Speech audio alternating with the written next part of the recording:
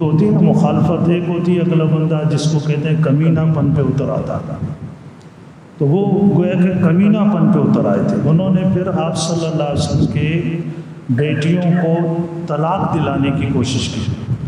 ابو لہب تو چونکہ آپ کا دشمن بن گیا تھا، اس نے اپنے بیٹوں کے سامنے ڈرامہ رچایا کہ اگر تم ان کو طلاق نہیں دو گے میں گھر چھوڑ کے چلا جاؤں گا، تو انہوں نے باپ کے پریشر میں آ کے طلاق دے دی۔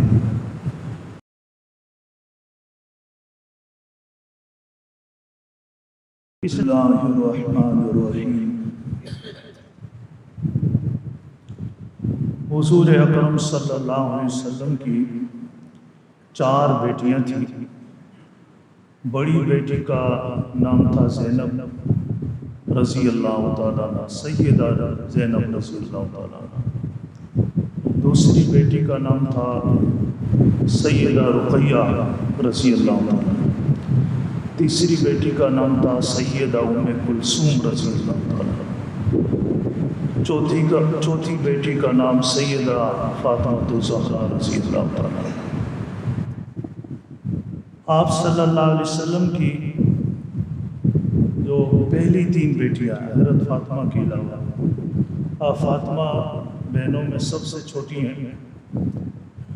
3 بیٹیوں کے نکاح آپ صلی اللہ علیہ وسلم کے مکہ میں ہوئے تھے، اور یہ حضور اکرم صلی اللہ علیہ وسلم کی نبوت کا اظہار ابھی مکہ میں نہیں ہوا تھا۔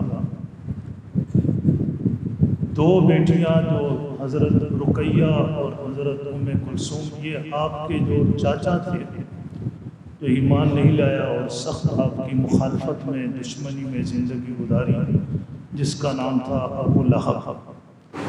نام تو اس کا عبدالعزیٰ تھا، اس کا باقی اس کو ابو لہب کہتے تھے۔ اس کے 2 بیٹوں سے ان کی شادیاں ہوئی تھی، اور بڑی بیٹی جو تھی حضرت زینب، اس کی شادی ہوئی تھی حضرت ابو العاص بن ربیع رضی اللہ تعالیٰ عنہ، بعد مسلمان۔ جب حضور اکرم صلی اللہ علیہ وسلم کا نبوت کا اعلان ہوا اور یہ دعوت و تبلیغ کا سلسلہ شروع ہوا، اور مشرکین مکہ کی طرف سے آپ کی مخالفت، پھر مخالفت کیا تھی؟ وہ ایک تو ہوتی نا مخالفت، ایک ہوتی ہے اگلا بندہ جس کو کہتے ہیں کمینہ پن پہ اتر آتا، تو وہ گویا کہ کمینہ پن پہ اتر آئے تھے۔ انہوں نے پھر آپ صلی اللہ علیہ وسلم کے بیٹیوں کو طلاق دلانے کی کوشش کی۔ ابو لہب تو چونکہ آپ کا دشمن بن گیا تھا، اس نے اپنے بیٹوں کے سامنے ڈرامہ رچایا کہ اگر تم ان کو طلاق نہیں دو گے میں گھر چھوڑ کے چلا جاؤں گا، تو انہوں نے باپ کے پریشر میں آ کے طلاق دے دی۔ ابو العاص ربیع کو کوئی ایسے یعنی ڈرانے دھمکانے کا کوئی راستہ نہیں تھا، اس کو انہوں نے لالچ دی کہ آپ سیدہ زینب کو طلاق دے دیں اور مکہ میں کسی بھی خوبصورت لڑکی پہ ہاتھ رکھیں، ہم آپ کا اس سے نکاح کرا دیں گے۔ حالانکہ ابھی ایمان نہیں لایا تھا، لیکن اس نے کہا کہ مکہ میں سیدہ زینب جیسی کوئی شریف لڑکی ہے ہی نہیں، انکار کر دیا۔ ایمان نہیں لایا تھا لیے۔ خیر، وہ 2 بیٹیاں جن کو طلاق ہو گئی، وہ تو پھر حضور اکرم صلی اللہ علیہ وسلم کی ہجرت کے بعد جب آپ کی باقی ازواج مطہرات مدینہ منورہ آئیں تو وہ دونوں بچیاں آ گئیں مدینہ میں۔ لیکن یہ حضرت زینب جو ہے یہ اپنے شوہر کے ساتھ ابو العاص کے ساتھ مکہ میں تھی۔ جنگ بدر میں سیدہ زینب کا شوہر ابو العاص جو ہے وہ کافروں کی طرف سے مسلمانوں سے لڑنے آیا ہوا تھا۔ ان میں جو 70 بندے گرفتار ہوئے تھے اس میں یہ ابو العاص بھی گرفتار ہوا، اور اس میں آپ حضرات کو پتہ ہے کہ بدر کے قیدیوں کے بارے میں فیصلہ فدیے کا ہو گیا تھا کہ ان سے فدیہ لے کر ان کو چھوڑا جائے۔ اب ان میں بعض ایسے تھے جن کے پاس کچھ بھی رقم نہیں تھی اور وہ انتہائی غریب تھے، انہوں نے آپ سے کہا کہ جی ہمیں نفس اور شیطان نے بھڑکایا، ہم آپ کے مقابلے میں آ گئے، ہمارے گھر میں کچھ بھی نہیں ہے کہ ہم فدیے میں دے سکے، ان کو آپ نے فی سبیل اللہ معاف کر دیا، جانے دیا۔ کچھ وہ تھے جو کچھ لکھنا پڑھنا جانتے تھے، کچھ ہنر جانتے تھے، ان کے پاس رقم نہیں تھی، ان کو آپ نے فرمایا کہ تم ہمارے مسلمانوں کے بچوں کو یہ ہنر سکھا دو، یہ لکھنا پڑھنا سکھا دو، بس تم چلے جاؤ۔ اور جو ان میں صاحب حیثیت تھے، آپ کو پتہ تھا، ان پہ فدیہ رکھا گیا، اور پھر فدیے میں آپ نے سب سے زیادہ فدیہ اپنے چاچا حضرت عباس پہ رکھا۔ یہ بھی کافروں کے ساتھ آتا ہے۔ یہ حضور اکرم صلی اللہ علیہ وسلم کا ایک طریقہ تھا۔ جب آپ نے سود معاف کیا تھا نا مکہ میں، اس وقت بھی حضرت عباس کا سود سب سے زیادہ تھا، تو آپ نے فرمایا کہ میرے چاچا کا جو لوگوں کے اوپر قرضہ ہے اور سود پر دیا ہوا قرضہ ہے، میں اعلان کرتا ہوں میں نے اپنے چاچا کا قرضہ معاف کر دیا، سود معاف کر دیا۔ تو حضرت عباس کھڑے ہوئے، انہوں نے کہا میں نے اصل رقم بھی معاف کر دی۔ یہ جو دیندار لوگ ہوتے ہیں نا، ان کا دل بھی بڑا ہوتا ہے۔ کہ آج ہم لوگ بڑا ذکر کرتے ہیں، نماز پڑھتے ہیں، لیکن وہ جو ایک سچویشن بننی چاہیے وہ نہیں بن پا رہی۔ تو بہرحال ابو العاص پر بھی فدیہ آیا۔ اس وقت مدینہ منورہ سے مکہ تک آپ کو پتہ ہے، یہ جو آج لگژری گاڑیاں چل رہی ہیں تو تھی نہیں سہولتیں، اونٹوں پہ گھوڑوں پہ سفر ہوتے تھے۔ کسی طریقے سے ان لوگوں نے جنہوں نے فدیہ دینا تھا وہاں سے منگوایا۔ ابو العاص کے فدیے میں سیدہ زینب کا ہار آیا۔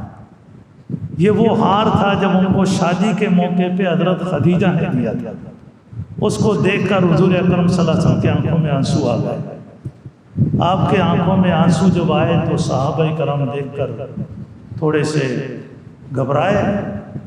تو پھر آپ نے فرمایا کہ یہ تو میری بیوی حضرت خدیجہ نے میری بیٹی کو شادی کے موقع پہ دیا تھا، تو اگر تم مناسب سمجھو تو یہ ہم اس کو دے دیتے ہیں، واپس لے جائے گا۔ ہاں، اس پہ ایک اور شرط لگائی ہے۔ آپ نے صحابہ نے کہا جیسے آپ کی مرضی ہو۔ آپ نے وہ ہار اس کو دیا، کہا یہ آپ لے جاؤ۔ شرط یہ لگائی کہ اب تم مکہ جاؤ گے تو میری بیٹی کو مدینہ بھیج دینا۔ یہ اس نے قبول کر دی۔ وہ مکہ مکرمہ گیا تو وہاں سے اس نے سیدہ زینب کو اپنے بھائی کنانہ کے ساتھ روانہ کیا۔ اس وقت پردے کے احکامات نازل نہیں ہوئے تھے۔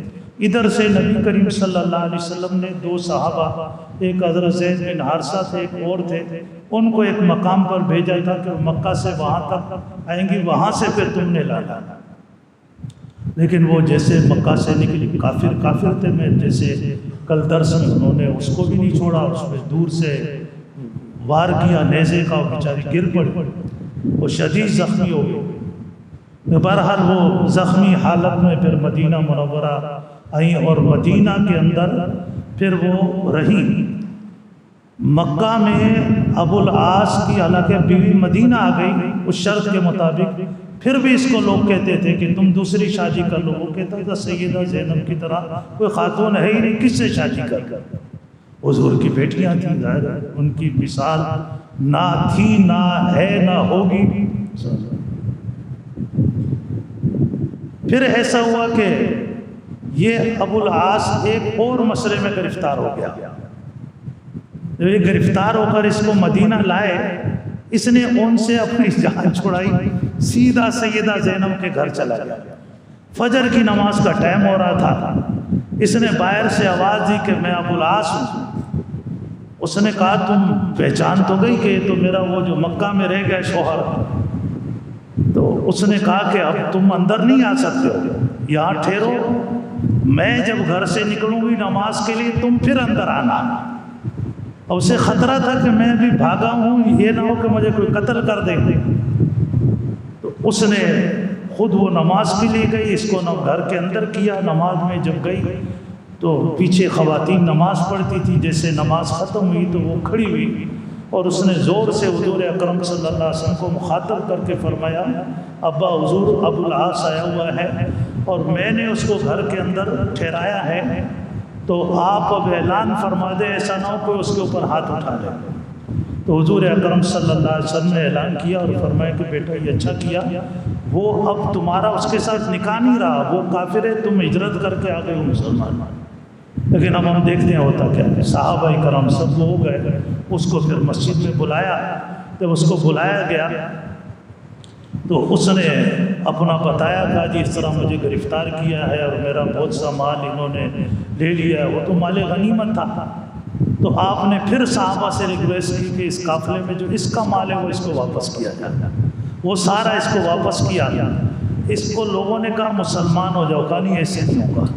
یہ وہ مال لے کر مکہ گیا، یہ وہ مال تجارت تھا جو لوگوں کی انویسٹمنٹ تھی، اس کے ساتھ بہت مال تھا، وہ ساری اس نے لوگوں کو واپس کی۔ جب واپس ہو گئی پھر سب کو کہا اب گواہ رہو، اشہد ان لا الہ الا اللہ و اشہد ان محمدا عبدہ و رسولہ۔